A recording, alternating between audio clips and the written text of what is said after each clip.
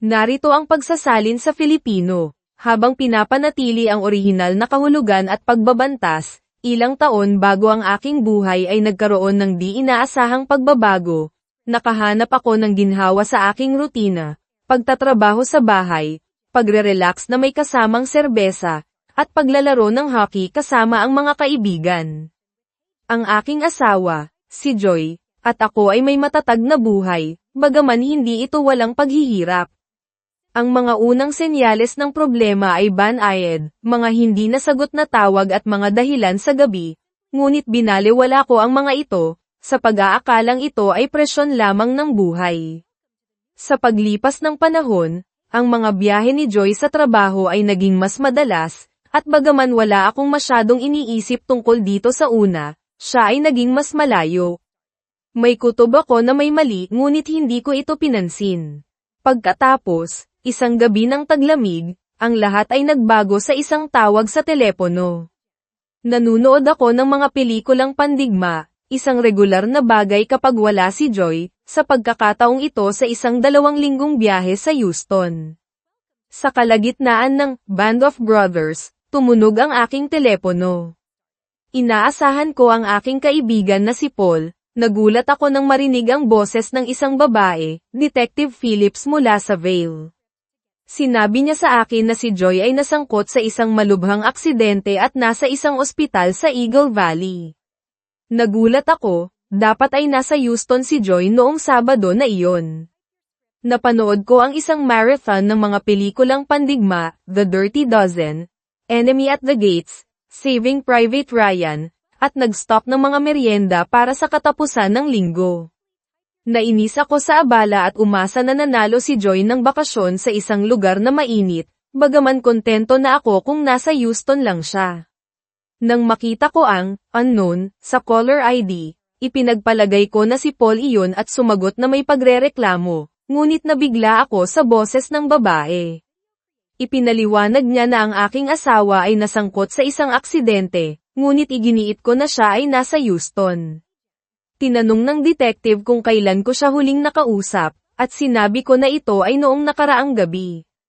Nang basahin niya ang address ng bahay ni Joy mula sa kanyang ID, natigilan ako, tiyak na may nagnakaw ng kanyang pataka, sabi ko, sa pag-iisip na maaari akong magsampa ng kaso. Hiniling sa akin ng detective na pumunta sa ospital at patunayan ang kanyang mga gamit.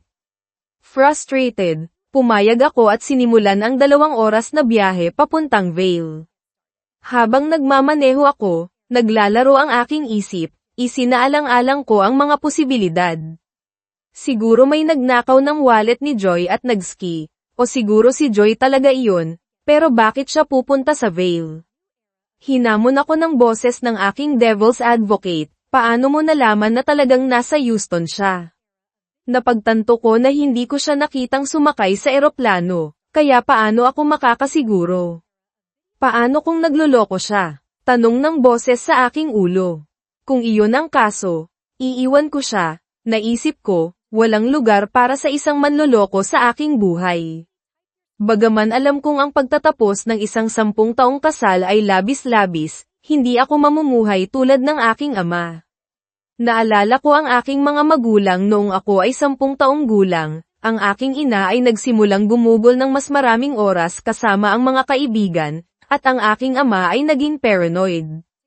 Isang araw, narinig ko siyang umamin ng isang affair. Sinubukan nilang ayusin ang mga bagay, ngunit ang aking ama ay naging kontrolado, na nagpapabitiw sa kanya sa kanyang trabaho at nagpapatawag sa kanya ng madalas. Sa kalaunan ay nagdiborsyo sila pagkatapos kong magtapos, at ang aking ama, na dating isang mahusay na detective, ay hindi na nakabawi. Bihira ko nang kausapin ang aking ina, pakiramdam ko na ang kanyang mga aksyon ay sumire sa aking ama. Ipinangako ko sa aking sarili na hindi ako magtatapos tulad niya, o tulad ng aking kapatid na si Daniel, na nag-alis ng kanyang asawa at ng kanyang kalaguyo pagkatapos na mahuli silang magkasama, siya ngayon ay naglilingkod ng oras sa bilangguan. Kaya kailangan kong makahanap ng gitnang daan, harapin ito kung nagloloko si Joy, ngunit hindi mawala ang aking sarili sa proseso. Kung siya ay hindi tapat, Ako ay lilipat at mag-e-enjoy sa buhay kasama ang aking mga kaibigan. Habang papalapit ako sa labasan ng Vale, lalo akong kinabahan, at kahit na ang aking panloob na boses ay tumahimik. Halos huminto ako para sa muka. Hindi mahirap hanapin ang ospital, at nagpark ako, naglalakad sa lamig patungo sa pasukan. Wala akong ininom na mas matapang kaysa sa serbesa mula nang ako ay ikasal, ngunit bigla akong nag-asam ng isang bote ng Jack Daniels. Sa information desk, ipinaliwanag ko kung bakit ako naroon, at ibinigay nila sa akin ang numero ng silid. Pagdating ko sa palapag, napagtanto ko na ito ay intensive care unit. Sinabi ko sa nurse kung sino ako, at tinawagan niya ang isang tao, na pinakiusapan akong maghintay sa may pintuan. Sa loob, sinalubong ako ng isang maikling blonde na nurse na ang uniforme ay bumabanat sa kanyang dibdib. Ang iyong asawa ay nakasedate, sabi niya ng mahina. Naisip ko, kung siya nga iyan, ngunit nanatili akong kalmado at nakinig. Siya ay malubhang nasugatan at maaaring hindi siya kamukha. Hindi kanya maririnig, ngunit gusto kong maging handa ka. Hindi ako sigurado kung handa na ako. Ayos lang ako, sabi ko, na pumipiyok ang boses ko. Papasukin mo ako. Ang nakita ko sa kama ay ikinagulat ko. Ang dibdib ng babae ay tumataas at bumabagsak, at habang ang kanyang taas at pangangatawan ay tumutugma sa aking asawa, hindi ko makilala ang kanyang mukha. Tinamaan ba niya ang bawat puno sa bundok? O hindi? Sagot ng nurse. Hindi siya nagski, may hamampes sa kanya at iniwan siya sa isang ambulansya ngayong umaga. Hinampes siya. Ang mga tapat na asawa ay hindi nagtatapos na hinahampas at inabandona, sumang-ayon ang aking panloob na boses. Ngunit wala akong sapat na alam para mag-react. Hindi ko masasabi kung ito ang aking asawa, sabi ko sa nurse.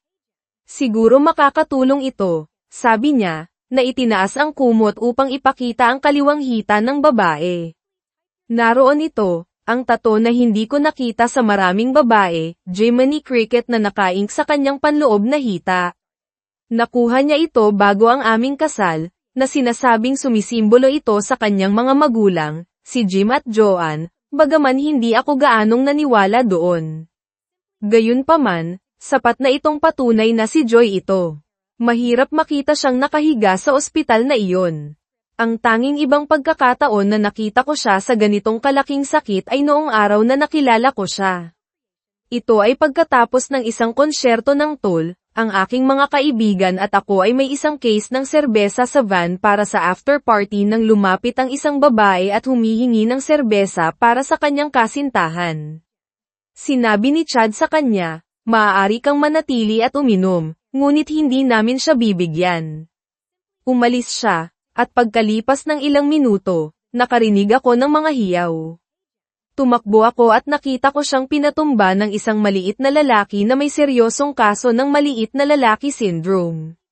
Sumisigaw siya, nasaan ang serbesa ko, bruha ka, habang sinasaktan siya.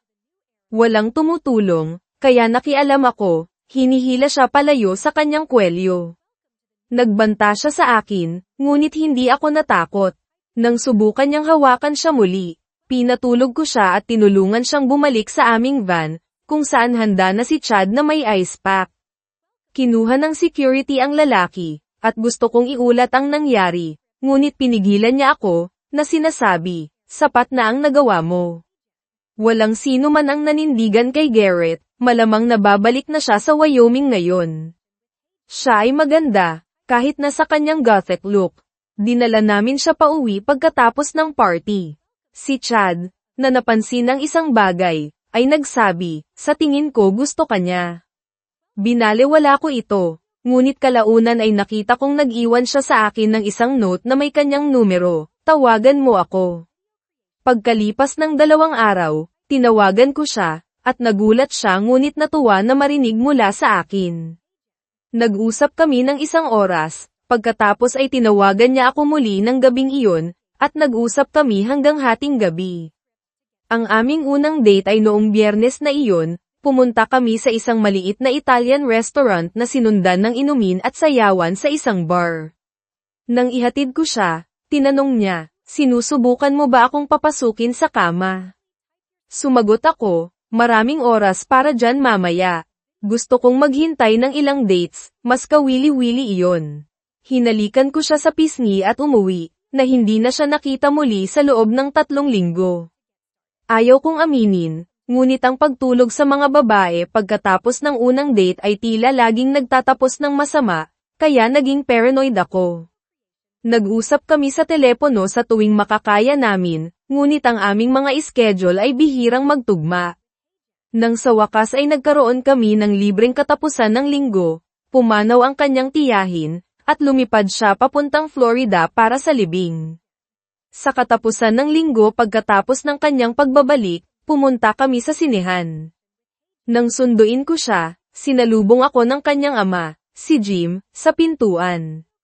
Tila pala kaibigan siya sa una, na nagtatanong tungkol sa aking trabaho at background, ngunit biglang sinabi, mas mahusay kang kapareha kay Joy kaysa sa loser na iyon. Sayang hindi niya ako makikilala. Nakilala niya ako, sagot ko. Sana, lumayo siya. Sumang-ayon si Jim, na bumubulong tungkol sa lalaki habang pumapasok si Joy, nakangiti at nakasuot ng damit na nagpapakita ng kanyang figure ng perpekto, na nagpapaisip sa akin na muling isaalang-alang ang aking patakaran na 3 dates bago. Hindi kami natulog ng gabing iyon, bagaman kailangan niyang magtrabaho ng maaga kinabukasan at hiniling sa akin na huwag muna naming ituloy ang aming mga plano. Sa susunod na katapusan ng linggo, dinala ko siya para sa hapunan, ngunit sa daan pa uwi, bigla siyang nagkaroon ng pananakit ng tiyan at nangailangan ng banyo. Malapit ang aking apartment, kaya dinala ko siya roon. Pagkatapos niyang gumamit ng banyo, hindi ko inaasahan na may mangyayari, ngunit lumabas siya na nakasuot lamang ng pulang underwear at high-heeled boots, na sinasabi sa akin, habarin mo ang iyong coat. Hindi na kailangang sabihin, mas marami pa akong hinubad kaysa doon. Kinabukasan, nag-almusal kami sa isang shop malapit at hindi na muling lumabas hanggang sa hapunan ng linggo. Habang ihahatid ko siya, nagreklamo siya tungkol sa kanyang boss na nagpapagawa sa kanya ng trabaho tuwing katapusan ng linggo at nagbiro tungkol sa akin na paborito niyang ipinagbabawal na sangkap. Kalaunan, habang umaalis ako sa ospital, iniabot sa akin ang mga personal na gamit ni Joy at sinabi sa akin na nasuri na ng pulisya ang lahat. Habang pinoproseso ko ito, tumunog ang telepono ng nurse. Pagkatapos makipag-usap sa isang tao, iniabot niya sa akin ang telepono. Si Detective Phillips iyon na humihiling sa akin na pumunta sa istasyon para tanungin. Sumang-ayon ako, bagaman hindi ko maalis ang pakiramdam na pinaghihinalaan ako ng mga pulis na sinaktan ko si Joy. Bakit ko gagawin, naisip ko. Dahil siya ay isang taksil. Wala akong matibay na patunay ng kanyang panloloko, ngunit ang kanyang pagpunta sa Vail ay kainahinala. Sinubukan kong mag-isip ng isang lohikal na paliwanag, siguro nanalo siya ng isang biyahe sa Vail, lumipad papuntang Denver, nagrenta ng kotse, at napahamak. Bago niya sabihin sa akin, lahat ay napakakaiba, ngunit wala akong konkretong ebidensya. Dumating ako sa istasyon habang papalubog ang araw. Isang morena, si Detective Phillips, at isang matangkad na lalaki, si Deputy Devon, ang sumalubong sa akin. Tila pala kaibigan si Phillips, ngunit tiningnan ako ni Devon na parang nagkasala ako ng isang bagay. Dapat ba akong kumuha ng abogado? Tanong ko. Sa tingin mo kailangan mo ba? Sagot ni Phillips. Hindi, wala akong itinatago. Dinala ako ni Detective Phillips sa isang silid at sinenyasan akong umupo. Pumunta si Devon sa kabaligtaran na direksyon. I-record ko ang ating pag-uusap, Mr. Rigby, ayos lang ba iyon? Ayos lang sa akin. Sorry tungkol sa prick thing, sabi ko, sinusubukang linawin ang hangin. Tinaas niya ang isang kilay. Patawarin mo ako. Nang tawagin kitang prick sa telepono, akala ko kaibigan ko ang gumagambala sa aking me time. Mukha siyang curious. Ano ang me time? Nanunood ako ng mga pelikula tungkol sa ikalawang digmaang pandaigdig kapag wala si Joy, kinasusuklaman niya ang mga ito. Sa sandaling iyon, bumalik si Devon at umupo na handa. Nagtanong siya, at pinindot ni Phillips ang isang button para sa record, Detective Desiree Phillips na kinakapanayam si Mr. Roger Rigby kaugnay ng kaso 1256G na kinasasangkutan ni Joy Tanya Rigby. Mr. Rigby, pakisabi ang iyong pangalan, edad, at petsa ng kapanganakan. Ang pangalan ko ay Roger Ezekiel Rigby. Ako ay 35 taong gulang, ipinanganak noong 16 ng Disyembre. Ang iyong address at trabaho. 1467 West Dano Avenue, Colorado Springs. Ako ay isang bricklayer. Nasaan ka sa pagitan ng 6 p.m. kagabi at 8 a.m. ngayong umaga? Tingnan natin. Ako ay nasa Manitou Springs mula alas 9 hanggang alas 7 na nag-aayos ng Furry Place. Mula alas 7 hanggang alas 8:30, nagmamaneho ako pabalik sa Jerry's Bar, kung saan ako nagtagal hanggang alas 11. Nakauwi ako ng mga alas 11:30 at nanatili doon hanggang sa tumawag ka. May makakapagpatunay ba niyan? Tanong ni Phillips. Si Blanche Donovan sa Manitou ay makakapagpatunay na nagtatrabaho ako sa kanyang lugar. Nakita ako ni Paul Hannibal sa Jerry's, at ang aking kapitbahay, si Stephen Harper, ay makakapagpatunay na ako ay nasa bahay noong hating gabi. Paano makakapagpatunay iyon si Stephen? Tanong ni Devon. Pareho kaming may mga aso na kailangang ilabas sa mga oras na iyon, siya ay isang night owl, kaya palagi kaming nagkikita kapag inilalakad ko ang aking aso. Nagpalitan ng tingin ang mga detective, at nagpatuloy si Phillips, kailan mo huling nakita ang iyong asawa? Lunes ng umaga, inihatid ko siya sa airport para sa kanyang flight papuntang Houston. Bakit siya pupunta sa Houston? Para sa taunang pagpupulong ng kanyang kumpanya, tanging ang mga nangungunang performer ang pumupunta, at ito ang kanyang 3 taon. Ano ang trabaho ng iyong asawa? Nagbebenta siya ng life insurance para sa TransUnited. Alam mo ba yung mga nakakainis na ads na may matandang lalaki na nagsasabi sa isang bata na maghanda para sa hindi maiiwasan? Tumango ang parehong detective. Kailan mo siya huling nakitang nagdala ng kanyang malita? Sa airport. Ibinalaba ko siya bago pumunta sa trabaho. Nag-almusal ba kayo ng magkasama? Hindi. Gagawin sana namin, ngunit nakalimutan niya ang kanyang bag. Kaya kinailangan naming bumalik sa bahay para kunin ito. Paano niya nakalimutan ang kanyang bagahe? Akala niya kinuha ko na nang pinainit ko ang kotse, pero hindi ko napansin na nasa kama pa pala hanggang malapit na kami sa airport. Tumango si Phillips at nagtanong, gaano kadalas mag-business trip ang asawa mo?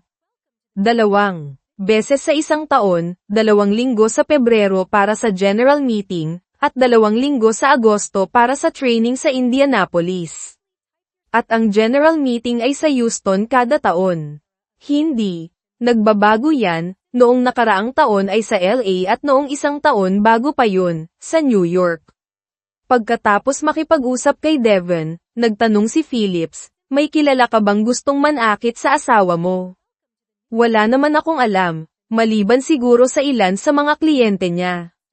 Bakit naman nila gustong saktan siya? Well, ang kumpanya ay may medyo kaina-hinalang sales tactic, nag-sign up ang mga tao para sa libreng kids info kit, at pagkatapos ay ihahatid ito ng asawa ko at susubukang bentahan sila ng life insurance. Medyo nagagalit ang ilang tao. Nakipagkita ba siya sa anumang kliyente sa Vail? Wala akong ideya, dapat ay nasa Houston siya.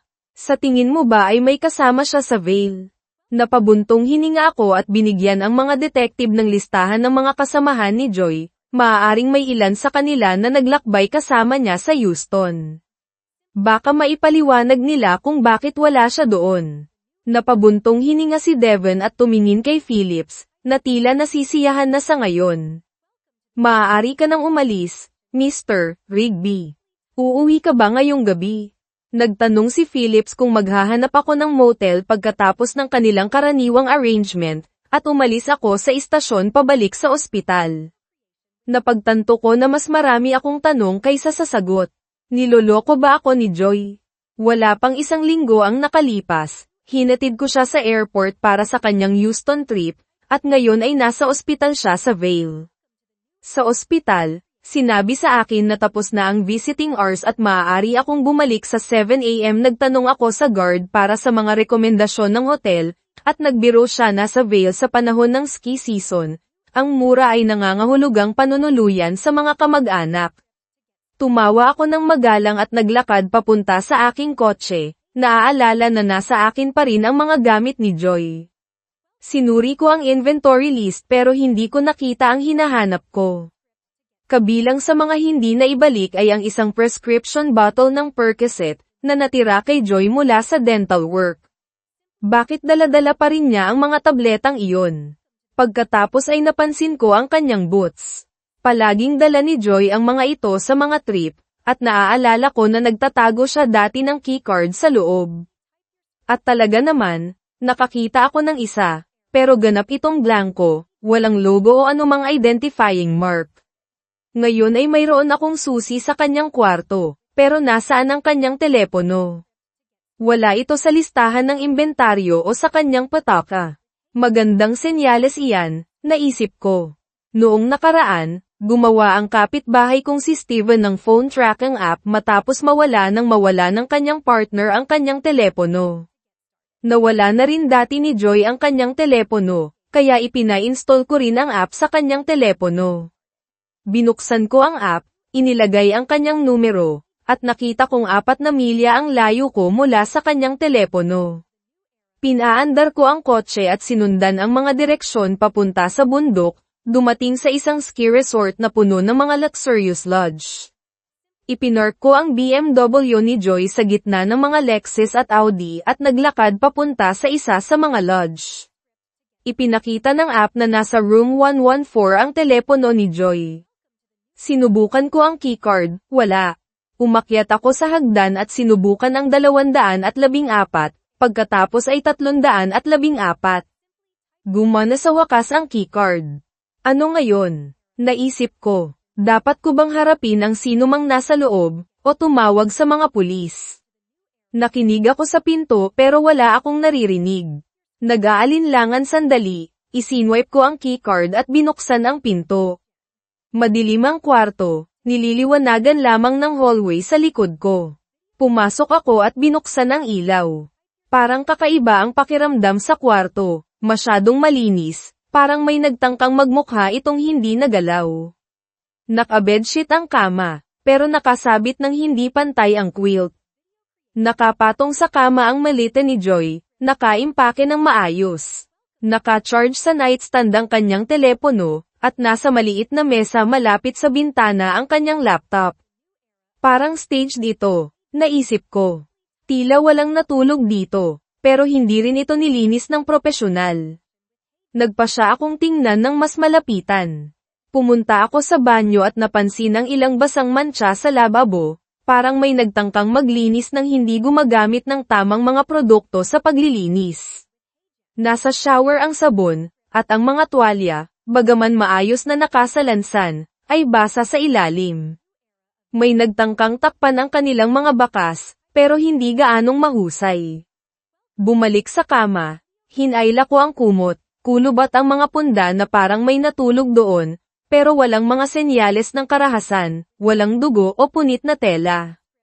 Anong nangyari dito? Naisip ko. Umupo ako sa mesa at kinuha ang telepono ni Joy. Hindi siya kailanman gumagamit ng mga password, kaya madali ko itong na-access. Habang nagbubukas ang kanyang laptop, tinawagan ko ang aking kapatid na si Beth para hilingin sa kanya na alagaan ang aking aso. Pagkatapos ay ginawa ko ang mas mahirap na tawag sa aking biyenang si Jim, ipinapaliwanag kung ano ang alam. Pagkatapos ay ginawa ko ang mas mahirap na tawag sa aking biyenang si Jim, ipinapaliwanag kung ano ang alam ko. Sana isa lamang itong hindi pagkakaunawaan, sabi ko, sinusubukang manatiling kalmado. Napabuntong hininga si Jim. Tawagan mo ako kapag may alam ka pa. Susunod, tinawagan ko ang aking pinsan na si Hugh, isang detective, at hiniling sa kanya na makipag-ugnayan sa pulisya ng Vail. Sumang-ayon siya at sinabing pananatilihin niya akong updated. Ginawa ko ang isang huling hakbang at tinawagan ang lodge, nagtatanong tungkol kay Joy R.I. o Joy McIntyre. Walang sino man sa mga pangalang iyon ang nakarehistro. Sa puntong iyon, nagbukas na ang laptop ni Joy, ngunit nabura ang kanyang browser history at mga email. Hindi siya kailanman nagbubura ng anuman, kaya kakaiba ito. Sinuri ko ang kanyang telepono, nawala rin ang kanyang mga text message.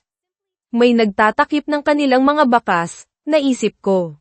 Binuksan ko ang kanyang malita at nakita ang isang business suit, 3 cocktail dress, at maraming lingerie.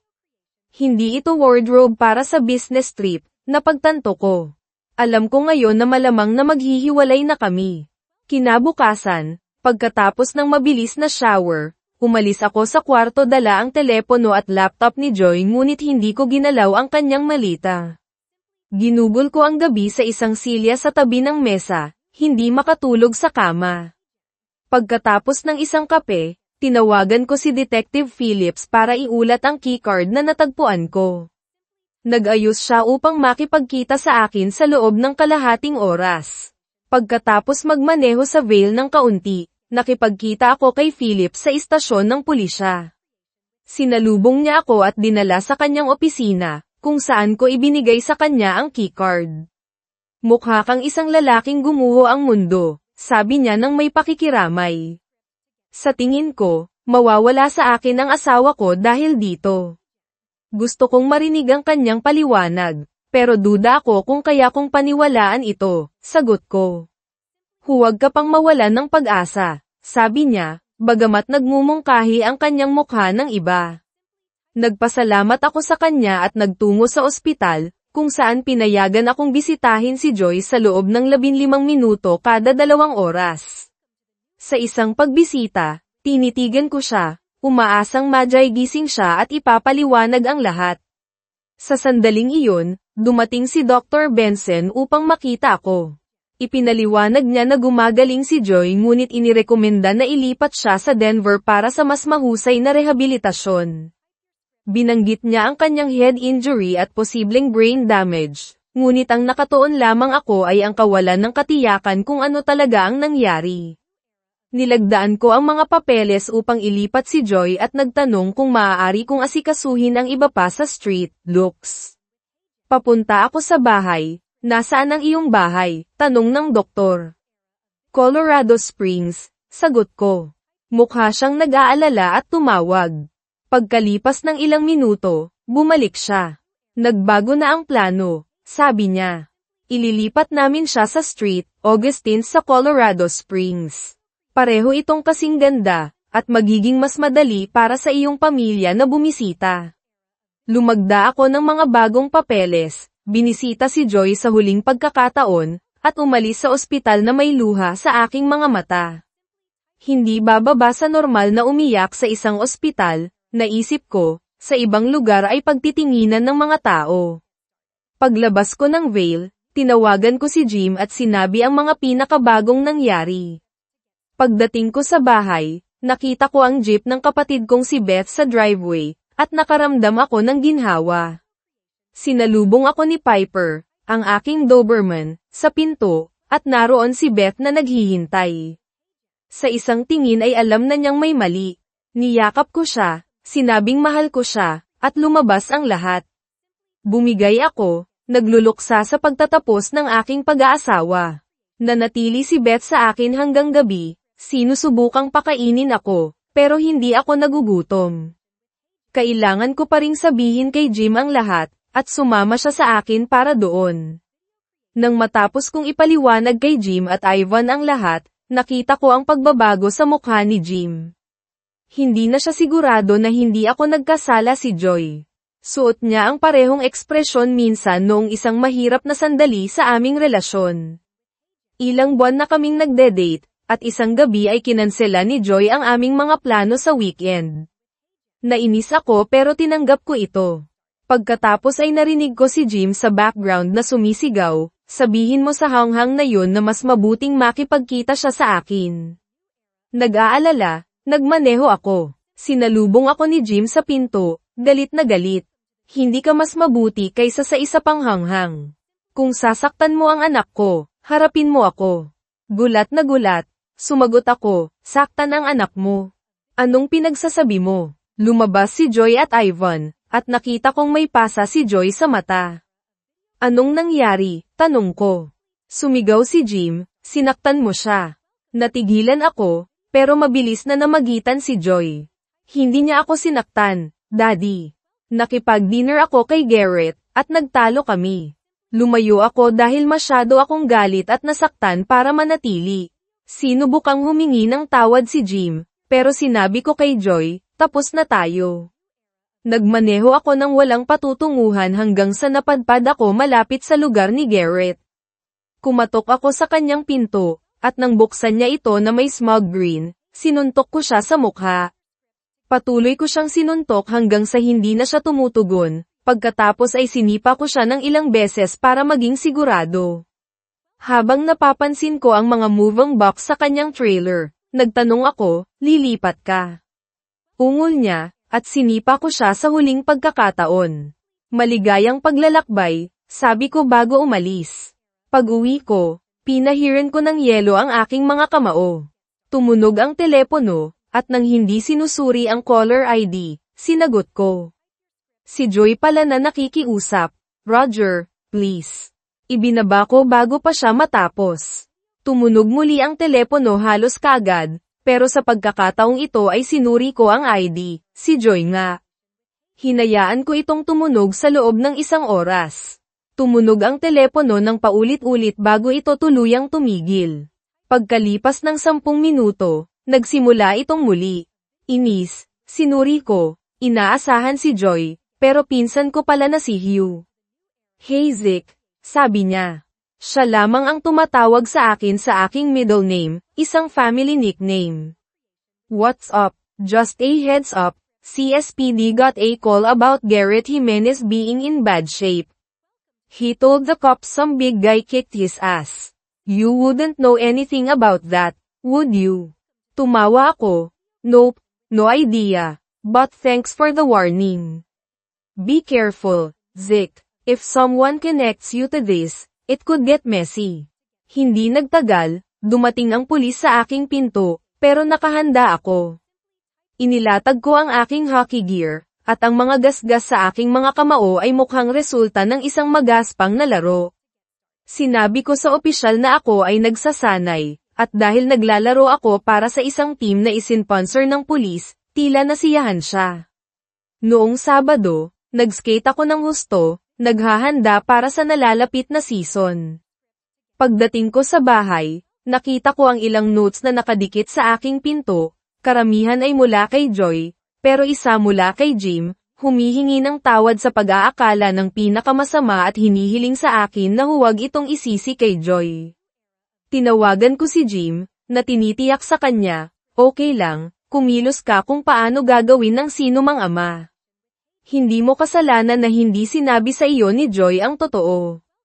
Salamat, anak. Gusto mo bang kausapin si Joy? Narinig ko siyang nakikiusap sa background, pero matigas kong sumagot, hindi, Jim. Alam niya kung ano si Garrett, at hinayaan niyang isipin mo na sinaktan ko siya.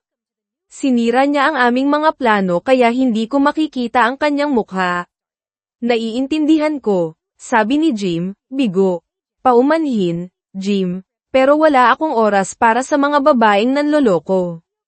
Habang tinatapos kong ipaliwanag ang lahat kay Jim at Ivan sa kasalukuyan, nakita kong binabalikan ni Jim ang memoryang iyon.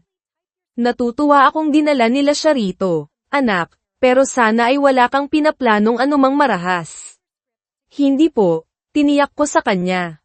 Hindi pa ako kumukuha ng mga abogado. Pero maraming kailangang ipaliwanag si Joy.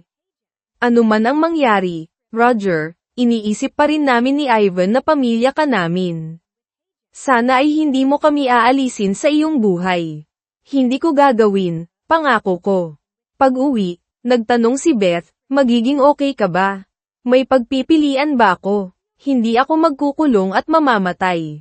Paumanhin sa nangyayari. Kung nanloko siya, may posibilidad bang manatili kayong magkasama? Hindi. Sabi ko ng matigas. Hindi ako magiging isa sa mga paranoid na asawa na sinusubaybayan ang bawat galaw ng kanyang asawa. Napabuntong hininga si Beth, nagtanong si Mom tungkol sa iyo, mahal ka niya. Baka dapat mong kausapin siya. Umiling ako, para sabihin niya sa akin na normal ang manloko. Huwag na lang. Protektado ni Beth si Mom, lalo na pagkatapos makulong ang aming kapatid na si Daniel. Hiniling niya sa akin na bumisita ng mas madalas, pero pagkatapos ng isang pagbisita kung saan ipinagtanggol ni Mom ang mga pagpili ni Daniel, umalis ako. Hindi ko tatanggapin ang sino man na nagsasabi sa akin na okay ang manloko. Ayaw ko lang na gumawa ka ng desisyon na pagsisisihan mo, sabi ni Beth ng mahinahon.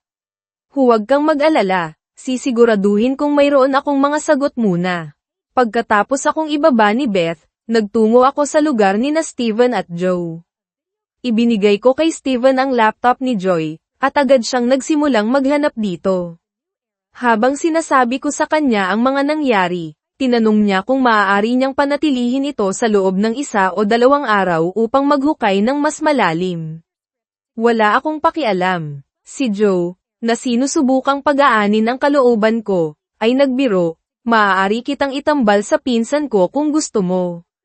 Tumawa ako. Maliban kung mayroon siyang C-cups at isang ahit na pubic area, hindi ako interesado. Prude, tukso ni Joe, pero alam kong sinusubukan niya lang akong patawanin. Umupo ako kay Joe. Umiinom ng beer habang si Steven ay nakatuon ng husto sa laptop ni Joy. Si Joe, naghahanda para matulog dahil kailangan niyang gumising ng maaga, ay nagbigay sa akin ng isang mapanuksong ngiti. Mapanaginipan ko ang iyong sexy, bagong single na kapitbahay, biro niya. Napangisi ako, Mrs. Jasper. Matagal na siyang byuda. Tumawa si Joe, nagpaalam ng magandang gabi, at umakyat sa itaas. Nanatiling nakadikit si Steven sa laptop. Pag-alis ko, inilabas ko si Piper. Naglaro kami ng mabilisang tag, pero napagdesisyonan niya dahil sa lamig na oras na para bumalik sa loob.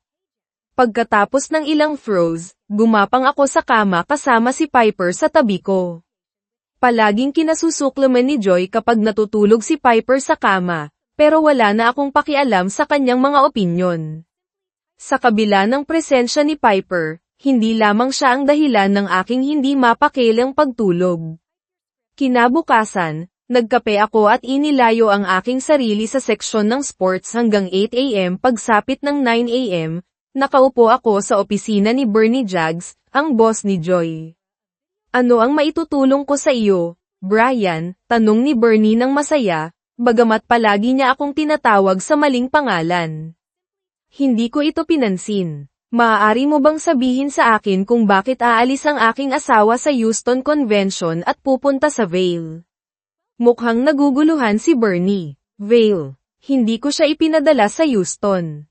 Ang meeting na iyon ay para sa mga baguhang ahente, hindi sa mga managing agent na tulad ni Joy. Nararamdaman kong tumataas ang inis ko. Paano ang tungkol sa mga training meeting na iyon sa Indianapolis? Ilang araw lamang ang mga iyon. Umaalis kami sa Linggo at bumabalik sa Huwebes. May nag-click, at nagtanong ako, nagbabakasyon ba siya ng 2 linggo at nananatili sa ibang lugar? Mukhang hindi komportable si Bernie. Roger, minsan ang mga tao ay gumagawa ng mga pagpiling mahirap unawain. Paumanhin kung nakakasakit ang balitang ito. Sumiklab ang galit sa loob ko. Sino ang kasama niya? Nag-alala si Bernie. Pangako sa akin na walang masasaktan. Tinitigan ko siya ng malamig. Bernie, comatose ang aking asawa. Hindi ako sasaktan ng sinuman. Napabuntong hininga siya at ibinigay sa akin ang pangalan. Lumubog ang aking puso, ang maliit na whistle na iyon. Pagkalipas ng 1 oras, tumawag ang aking pinsan na si Hugh. Kamusta ka, Zeke? Okay lang ako. Ano ang nangyayari? Nalaman namin kung sino ang nagrenta ng kwartong tinutuluyan ni Joy. Iimbitahan namin siya para sa questioning, at kung tatanggi siya, aarestuhin namin siya.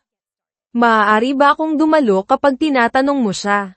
Pumayag na si Jeb. Tatawagan kita kapag naayos na. Ginamit ko ang susunod na ilang oras sa ospital sa pakikipagpulong sa pangkat ng pinsala sa utak ni Joy. May bahagi sa akin na gustong iwanan siya, ngunit alam kong wala pa sa akin ang lahat ng sagot. Dumating sina Jim at Ivan isang oras bago ang paglipat ni Joy mula sa Vale. Sinabi ko sa kanila ang aking mga natutunan. Nabigla si Jim, at nagmakaawa si Ivan na maghintay ako bago gumawa ng anumang pangwakas na desisyon. Nangako ako na hindi ko sasaktan si Joy, ngunit hindi ako sigurado kung ang paghihintay ang tamang hakbang.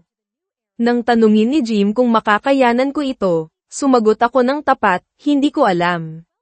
Hindi ko na siya mapagkakatiwalaan pa. Nakita ko kung ano ang nagawa ng kawalan ng tiwala sa tatay ko, at ayokong matulad sa kanya. Si Ivan, umaasa, ay nagsabi, ngunit tinanggap mo na siya noon. Oo, ngunit hindi pa kami kasal noon, at hindi niya ako sinungalingan ng ganito, sagot ko. Hindi ko nakita si Joy sa loob ng 3 linggo pagkatapos ng away kay Garrett. Pagsapit ng kalagitnaan ng 2 linggo, huminto na siya sa pagtawag. Makalipas ang 1 linggo, nang huminto ako sa pag-iwas sa mga tawag, napagtanto ko na hindi pa namin opisyal na idineklara na eksklusibo ang aming relasyon. Nakikita pa rin niya si Garrett. Hindi ko siya tinawagan, at ipinagpalagay niya na kami ay magkasintahan. Ngunit ang katotohanan na hinayaan niyang isipin ng tatay niya na sinaktan ko siya ay isang malaking paglabag para sa akin. Pagkatapos ng pagsasanay sa hockey, habang papunta ako sa aking apartment, nakita ko si Joy na nakaupo sa tabi ng aking pinto. Hindi ko sinagot ang mga tawag mo, kaya pumunta ka rito, tanong ko. Kailangan mo bang maging ganoong ka-asshole? Miss na kita. Talaga. Baka mismo habang nasa kama pa ang boyfriend mo. Kaya galit ka kay Garrett. Hindi iyon ang bumabagabag sa akin. Inis ako na hinayaan mong maniwala ang tatay mo na sinasaktan kita. Pumasok ako sa loob, at sumunod siya sa akin. Hindi tayo nagkasundo na maging eksklusibo, kaya hindi ako maaaring magalit tungkol sa pakikipagtalik mo sa kanya. Ngunit galit ako na hindi ko nakita ng malinaw ang mga bagay ng mas maaga. Itinapon ko ang aking gamit sa tabi at nagpatuloy. Nagkaroon tayo ng ilang magagandang panahon, ngunit tila mas gusto mo ang mga lalaking hindi kayang harapin ang kanilang mga problema at sinasaktan ka. Sige, tapos na ako. Tapos ka na, tanong niya, umiiyak. Oh, tapos na ako. Hindi ko lang maintindihan kung bakit nandito ka pa. Makinig ka. Sorry na pinayagan kong isipin ng tatay ko na sinaktan mo ako. Kinansel ako ang aming date para hindi ka gumawa ng isang bagay na magpapahamak sa iyo. Iniwan ko ang aking telepono sa bahay nang pumunta ako para makita si Garrett. Hindi mo kailangan magpaliwanag sa akin. Tapos na ako. Hindi. Kailangan mong makinig. Pumunta ako para makita si Garrett dahil lilipat na siya sa Wyoming. Nang tumanggi akong sumama sa kanya, sinuntok niya ako. Nagalit ako kay Julie at umuwi para tawagan ka, ngunit nakita muna ako ng tatay ko. Alam mo na ang iba. Okay, nakinig ako. Ngayon mayroon akong shower window. Hindi ko alam kung bakit, ngunit nagtanong ako, gusto mo bang sumama sa akin? Hindi ko na kailangang magtanong ng 2 beses. Nang gabing iyon napagpasyahan naming maging eksklusibo. Pagkaraan ng 3 linggo, lumipat siya, at pagkaraan ng 8 buwan, nagpakasal kami. Ang tanging pagkakataon na nabanggit muli si Garrett ay nang sabihin niya sa akin na namatay siya sa isang aksidente sa sasakyan sa Wyoming, at pumunta siya sa kanyang libing. Ngayon, pagkaraan ng 1 dekada, inililipat si Joy sa ICU ng St. Augustine. Sabi ng mga doktor, mayroon siyang magandang pagkakataon na gumaling. Maya-maya, habang naghihintay sa ospital, nag-text sa akin si Hugh na i-interviewin si Cal Davis sa 4 AM. Sinabi ko kina Jim at Ivan na mayroon akong appointment at umalis. Sa bahay, nagbihis ako ng suot at kurbata, dahil alam kong aasahan ni Sheriff Jeb Hannibal na magmukha akong propesyonal sa panahon ng interogasyon. Nang dumating ako sa opisina ng sheriff, sinalubong ako ni Hugh. Sasali ang pulisya ng Vail sa pamamagitan ng video. Uupo ka sa labas ng tanaw, at tandaan, huwag kang magsalita, maaari nitong ilagay sa panganib ang kaso.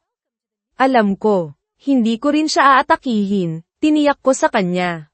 Pumasok kami sa gusali, at nakita ko si Catherine Shepard, ang babae sa high school na tila laging hindi ko abot, na mas nakamamangha pa kaysa sa aking naalala. Inescort ng mga deputy siya sa silid, at tinukso ako ni Hugh, huwag kang maglaway, Zeke. Sa loob, nakangisi si Sheriff Jeb. Matagal ko nang gustong gawin ito.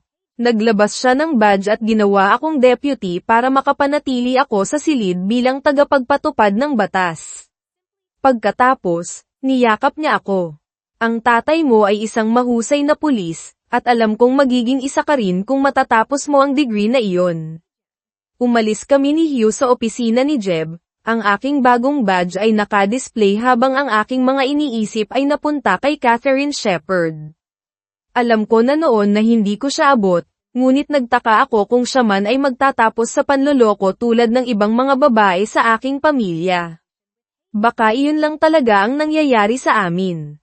Marahil ay sisang-ayon si Daniel. Pumasok kami sa silid, at itinuro ni Hugh sa akin ang isang upuan sa labas ng tanaw ng kamera. Umupo siya sa mesa, at isinaayos ang video conference. Di nagtagal, sumali sa amin sa pamamagitan ng speaker sina Detective Phillips at isa pang opisyal. Isang sheriff's deputy ang nagdala ng isang gwapong lalaki, si Cal Davis. Mayroon siyang hitsura ng isang salesman, laging nakangiti kahit sa isang silid na puno ng mga pulis. Hindi ko pa siya nakikilala, ngunit alam ko siya, ang mentor ni Joy. Mr. Davis, panimula ni Hugh, ang interview na ito ay itinatala. Walang problema, sagot ni Cal nang may kumpiyansa. Ipinakilala niya ang koponan, kabilang sina Phillips at Detective Albert mula sa Vail. Pagkatapos ay tinanong niya si Cal kung naiintindihan niya ang kanyang mga karapatan at sumang-ayon na magsalita ng walang abogado. Sumang-ayon si Cal. Habang nagsisimula ang mga nakaugaliang tanong tungkol sa kinaroroonan ni Cal, mabilis kong napagtanto na hindi ang lalaking ito ang nanakit kay Joy. Nakakatulog siya sa kanya. Oo, ngunit hindi siya tila ang uri na ipapanganib ang lahat sa pamamagitan ng pagiging marahas. Pagkatapos ay tinanong ni Phillips ang tanong na hinihintay ko. Mr. Davis, nasaan ka mula Biyernes hanggang Linggo? Ipinaliwanag ni Cal na nasa Houston siya para sa isang pagpupulong sa trabaho at ginugol ang katapusan ng Linggo kasama ang kanyang asawa. Ngunit nang sabihin ni Hugh na tatawagan nila ang kanyang boss upang kumpirmahin, gumuho ang kumpiyansa ni Cal. Namutla ang kanyang kulay tansong mukha habang nagtatanong siya, maaari ba akong magkwento sa iyo ng hindi opisyal ng hindi nalalaman ng aking asawa? Hindi nagtagal bago umamin si Cal sa isang 6 na taong relasyon kay Joy. Kitang-kita na nabigla siya nang malaman niyang nasa ospital siya. Sinabi niya na nagmaneho sila papuntang Denver noong Biyernes, kung saan sinabi ni Joy sa kanya na gusto niya ng isang paglalakbay sa Vail. Ibinaba niya sa airport, at tinawagan niya ako habang kasama niya siya. Sinabi niya na umuwi siya, at makukumpirma ito ng kanyang asawa. Pagkatapos ng ilang tanong, sinabi ni Hugh kay Cal na malaya na siyang umalis ngunit huwag umalis sa bayan. Bago umalis, humingi si Cal ng pribadong usapan sa akin. Sumang-ayon ako, at nang kami ay nag-iisa, mukha siyang talunan, malayo sa kumpiyansang lalaki na pumasok kanina. Roger, kilala mo ako, tama? Tanong niya. Malinaw. Tila kilala mo rin ako. Itinatago ni Joy ang iyong litrato sa kanyang mesa at sa kanyang presentation kit. Mahal ka niya, alam mo. Nag-ismed ako. Hindi niya ako mahal. Kung mahal niya ako, hindi tayo mapupunta rito. Ngunit mahal ko rin siya, buntong hininga ni Cal. Mahal ko siya, Roger, at ang aking asawa. Alam niya ang aking damdamin para kay Joy. Nagsimula ito nang interviewin ko siya para sa aking koponan. Nagkaroon kami ng chemistry, at isang araw pagkatapos ng isang no-show presentation, Nananghalian kami malapit sa isang base militar at nagtapos sa pagtatalik sa isang kalapit na hotel. Pareho kaming nakonsensya, ngunit hindi namin maitatanggi ang chemistry. Hindi sapat na makonsensya para huminto, malinaw naman, sarkastikong sabi ko. Hindi ito mura o walang lasa, Roger. May tunay na bagay sa pagitan namin ni Joy. Paumanhin, hindi ko sinasadyang insultuhan ang iyong maliit na kwento ng pag-ibig, sagot ko, na kinukutya siya. Nauunawaan ko ang iyong galit, sabi ni Cal, na mukhang tunay na nasasaktan, ngunit hindi ko pinagsisisihan na mahalin si Joy, kahit kaunti. Hindi ako makapaniwala sa mga kalokohan na lumalabas sa bibig ni Cal. Gusto ko siyang suntukin, ngunit nagpigil ako. Hindi na problema ko si Joy.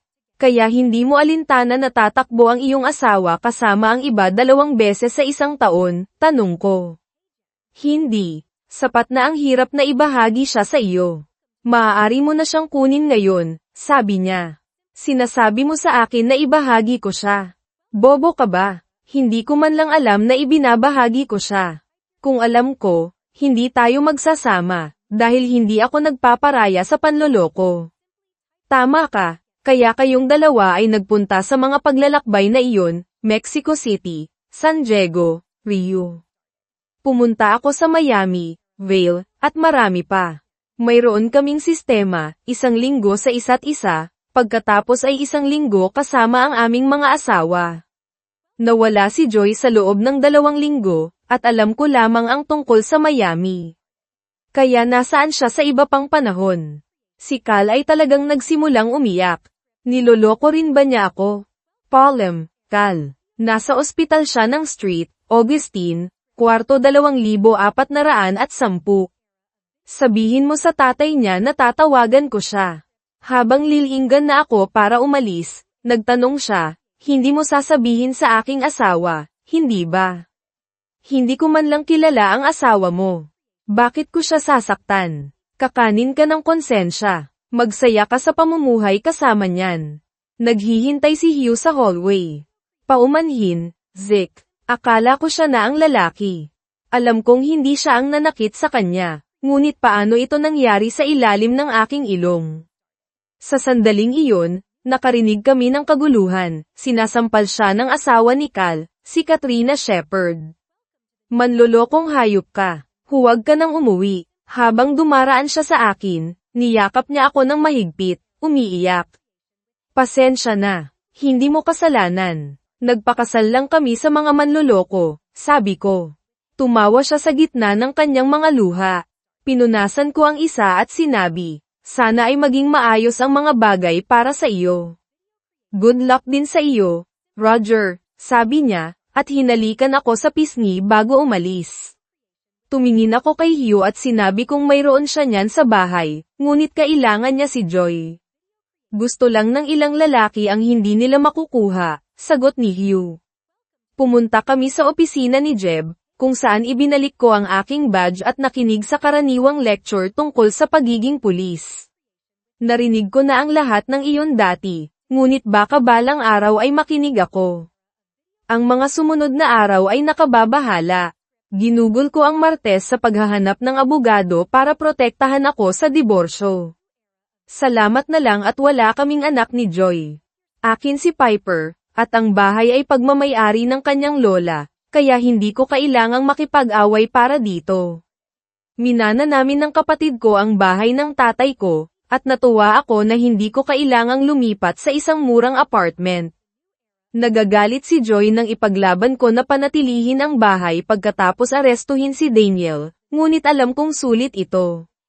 Ngayon, natutuwa ako na mayroon ako nito. Huli noong Martes, pumunta ako sa ospital. Nandun si Jim, at nang makita niya ako, umiling lang siya. Gaano katagal? Tanong niya. 6 na taon man lang mula nang magsimula siyang magbenta ng insurance, sagot ko, ngunit maaaring may higit pa. Hindi ko maisip na ginawa ito ng anak ko. Hindi rin ako. Hindi ko sana siya pinakasalan kung alam ko. Sinabi ko sa kanya ang lahat ng inamin ni Cal. Buntong hininga si Jim. Palagi kong iniisip kung bakit huminto siya sa pagkuha ng mga larawan sa kanyang mga paglalakbay. Dati siyang kumukuha ng mga larawan saan man, kahit sa Denver. Bakit hindi ko napansin? Hindi rin ako, sabi ko sa kanya. Hindi na ako, bibisita sa ospital. Hindi ko na siya makausap. Naunawaan ni Jim at nagtanong kung mananatili ako sa bahay hanggang sa gumaling si Joy. Sumang-ayon ako, at sinabi sa kanya na hindi ako maghahain ng diborsyo hanggat hindi siya gumagaling. Napagtanto ko na mamimiss ko siya at si Ivan, tinuring nila akong parang pamilya, at hindi nila kasalanan na nagpalaki sila ng isang taong nagtraidor sa amin.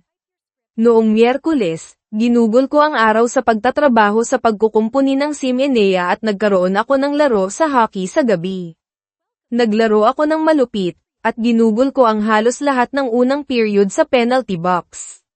Matapos ang isa pang penalty sa ikalawang period, tinanggal ako ng coach, isang malapit na kaibigan ni Paul, sa laro, dahil alam niyang nakikipag-usap ako sa mga personal na isyu ngunit ayaw akong paalisin sa liga.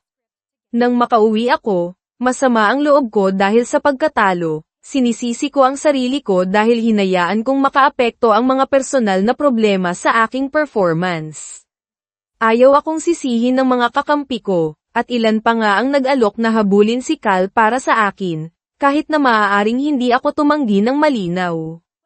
Pagkatapos pakawalan si Piper, babalik na sana ako sa loob ng sumigaw si Steven, na sinasabing darating siya kaagad. Naakala ko na may nahanap siya sa laptop ni Joy.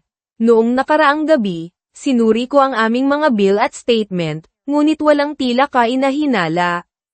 Ang tanging kakaibang bagay ay mas madalas na tinatawagan ni Joy ang kanyang kaibigan na si Fiona bago ang kanyang mga paglalakbay, karaniwan ay isang beses sa isang buwan, ngunit mas madalas habang papalapit ang mga paglalakbay.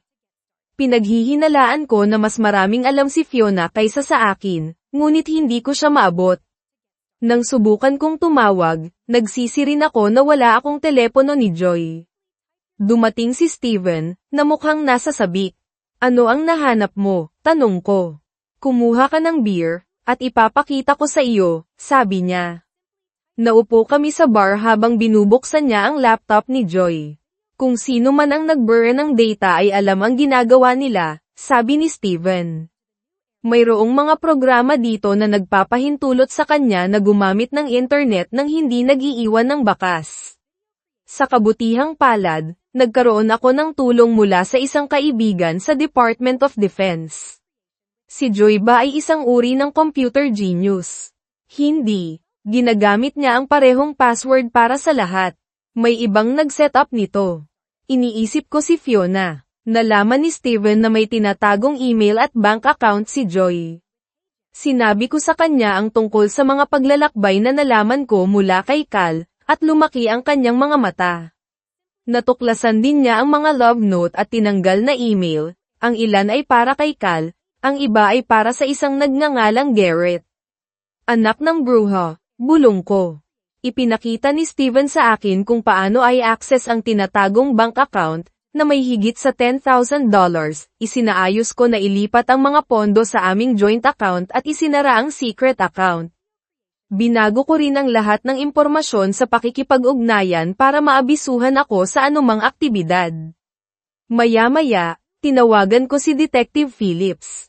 Kahit na gabi na, sinabi ko sa kanya ang tungkol sa bank account at kung paano nawawala ang debit card mula sa mga gamit ni Joy. Ibinigay ko rin sa kanya ang paglalarawan kay Garrett at kung saan ginamit kamakailan ang card. Salamat sa impormasyon, sabi niya. Alam mo, dapat mong isipin na maging pulis. Madalas kong naririnig iyan, sagot ko. Nagpaalam kami sa isa't isa, at habang ibinababa ko ang telepono, nainggit at naawa ako sa kanya, hindi madali ang pagiging asawa ng pulis, tulad ng nakita ko sa sarili kong mga magulang. Kinabukasan, isinama ko si Piper sa labas at nakita ko muli si Steven. Hoy, Steven, may access ka pa rin sa mga database ng DMV, tanong ko. Palagi, sagot niya ng nakangisi. Binigyan ko siya ng isang pangalan na iimbestigahan bago magpaalam ng good night at pumasok sa loob, pagod sa mahabang araw. Kinabukasan, tumawag si Jim upang sabihin na inaasahan ng mga doktor na magising si Joy sa lalong madaling panahon. Naisip mo na ba na patawarin siya? Tanong niya. Hindi. Sabi ko, na ipinapaliwanag na patuloy akong nakatutuklas ng mas maraming kasinungalingan.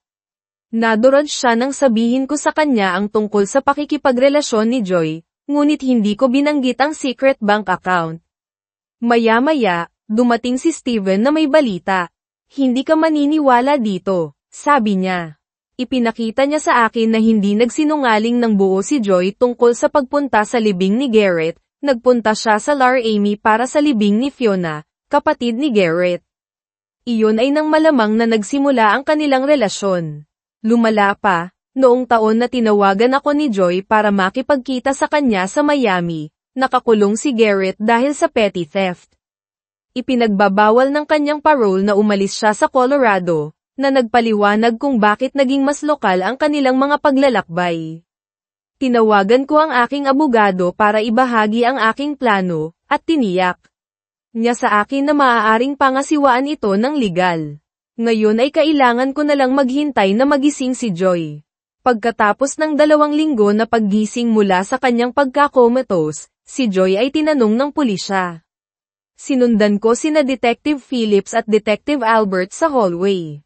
Si Garrett ay naaresto matapos subukang takutin ang isang empleyado ng bangko upang bigyan siya ng pera mula sa isang card na ipinangalan kay Joy Rigby.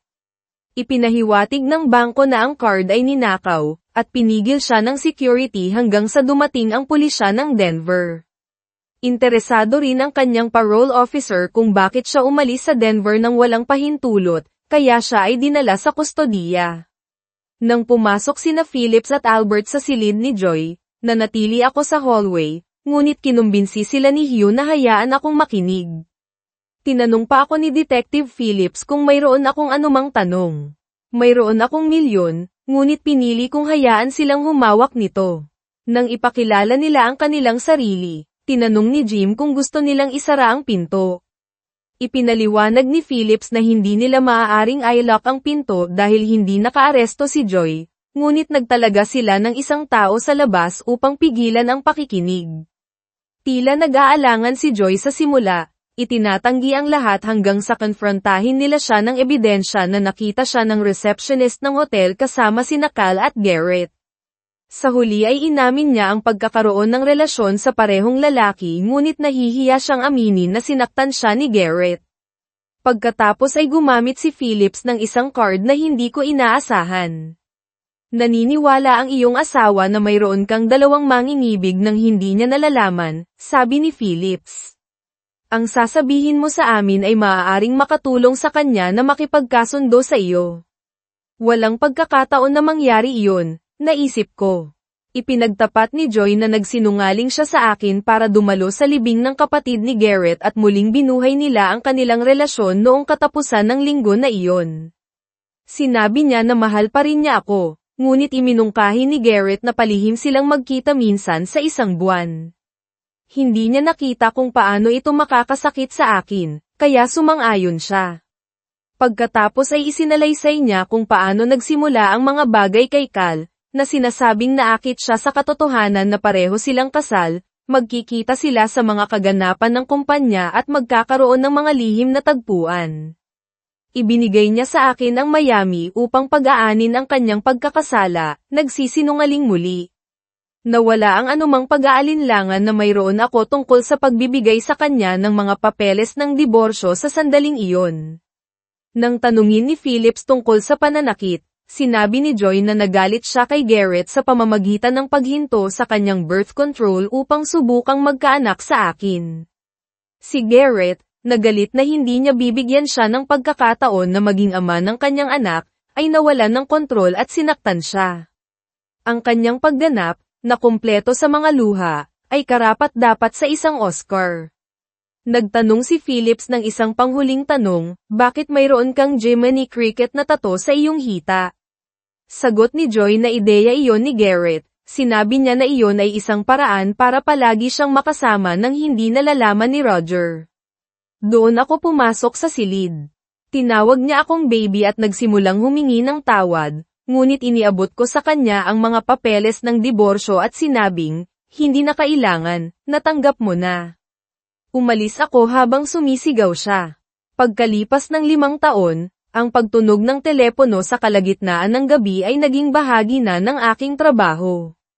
Pagkatapos makuha ang kinakailangang detalye mula sa tawag, hinalikan ko ang aking buntis na asawa sa noo at sa kanyang malaking tiyan. Bulong niya ng inaantok, mag-ingat ka na huwag kang magsimula ng isang bagay na hindi mo matatapos. Ngumiti ako, hinalikan ko siyang muli, at tumungo sa pinangyarihan ng krimen. Nang dumating ako sa isang trailer, nag-isip ako tungkol sa kung paano nagbago ang aking buhay. 5 taon na ang nakalipas, diniborsyo ko si Joy. Akala ko ito ay magiging isang diretso na proseso, ngunit nagkamali ako. Sa panahon ng diborsyo, napansin ng aking abogado na hindi isiniwalat ni Joy ang kanyang secret bank account. Nagtaka ako kung paano niya pinondohan ito, ngunit ipinahayag ng isang pagkakataong pakikipagkita kay Cal Davis ang lahat. Ipinaliwanag niya na ang hindi naiulat na kita ni Joy ay nagmula sa kanyang mga bonus check at komisyon, na idinaan niya sa kanyang secret account sa tulong ng isang accountant at ilang impormasyon sa loob. Natuklasan ko na si Joy ay kumita ng higit sa $120,000 sa hindi idineklarang kita sa loob ng 6 na taon. Inilipat ko ang $30,000 sa aming joint account at pagkatapos ay iminungkahi na hatiin namin ang lahat ng 50-50ths. Si Joy, gayunpaman, ay humiling ng 75%, na sinasabing nagiging mapagbigay siya sa pamamagitan ng hindi paghingi ng kalahati ng bahay na minana ko. Lumaban ang aking abogado, at sa huli ay sumang-ayon kaming hatiin ng pantay ang joint account, at kukunin niya ang kalahati ng aking negosyo. Ibinenta ko ang aking bahagi ng negosyo ng pagmamason pabalik sa aking tiyuhin at bumalik ako sa paaralan, na tinatapos ang aking degree sa criminal justice. Ngayon ay nagtatrabaho ako para sa El Paso County Sheriff's Department, malayo sa gulo na naging aking pag-aasawa kay Joy. Alam ng aking abogado ang bawat hakbang na ginawa ko at tiniyak na ang lahat ay legal. Nagkaroon pa siya ng resibo sa akin ng aking tiyuhin para sa $1 noong ipinagbili ko sa kanya ang aking negosyo. Si Joy ay may mapagpasalamat na tingin nang makuha niya ang kanyang settlement check, ngunit sigurado ako na nawala iyon nang matuklasan niya na ang kanyang secret account ay naubos na. Gumawa ng ilang mahika ang aking accountant, at ipinakita namin na ang lahat ng pera sa aming joint account ay nagmula sa mga lehitimong mapagkukunan. Binayaran ko ang mga buwis, at hindi napagtanto ni Joy na pinondohan niya ang aking edukasyon.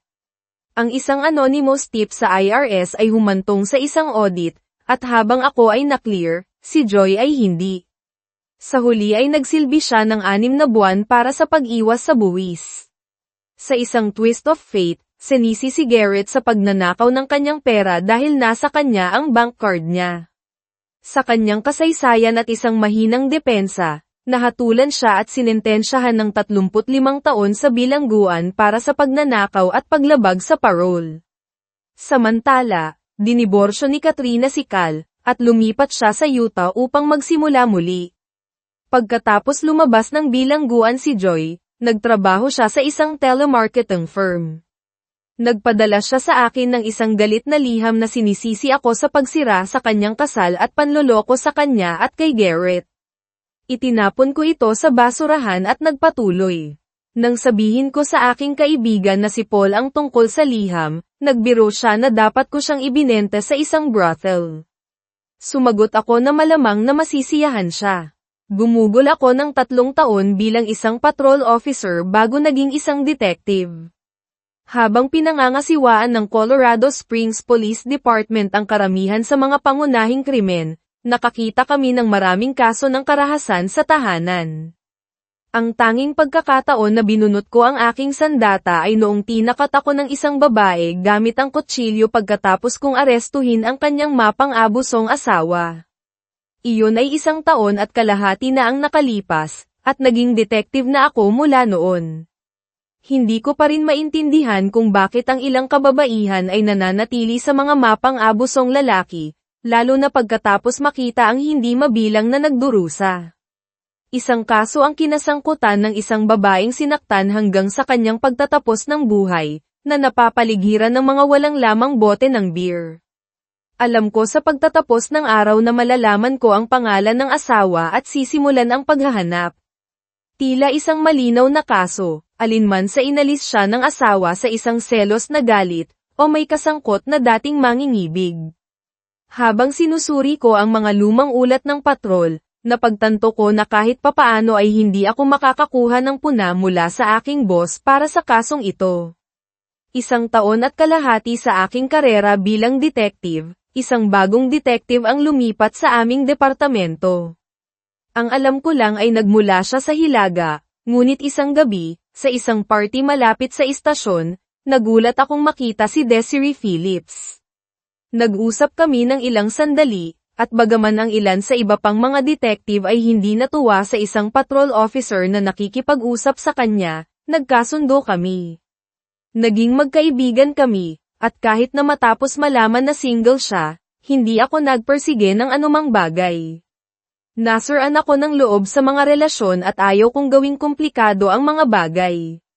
Paminsan-minsan kaming lumalabas, pumupunta sa hapunan at sinehan, ngunit hindi ko ito nakita bilang dating.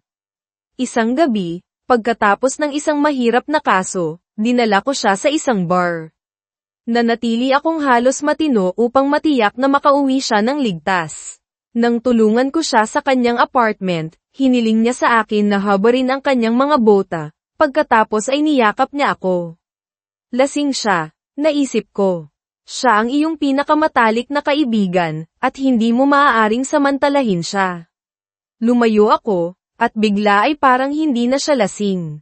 Bakit ayaw mo sa akin? Tanong niya. Ano bang mali sa akin? Una, lasing ka, at ayaw kong sirain ang aming pagkakaibigan sa isang nakapanghihinayang alaala. Pangalawa, hindi pa ako handa. Pagkatapos ng lahat, mayroon akong mga isyu sa pagtitiwala. Nasisiyahan ka bang halikan ako? Siyempre, isa ka sa pinakamagaling na babae na kilala ko.